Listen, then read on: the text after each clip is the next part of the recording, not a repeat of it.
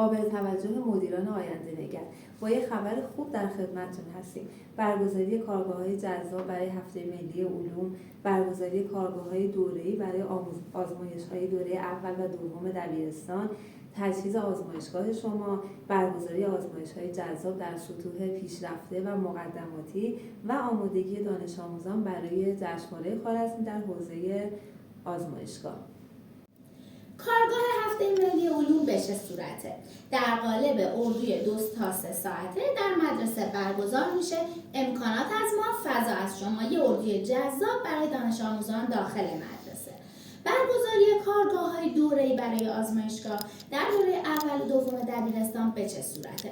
به این صورته که ما لوازم رو میاریم خدمت شما. بعد از تدریس 2 روز 2 تا 3 ماه بعد از تدریس یک سری آزمایش‌های کتاب داخل مدرسه توسط ما با دبیران ما و با ابزار ما انجام میشه و بهره کافی و کاملی بچه‌ها از مطالب کتاب خواهند بود.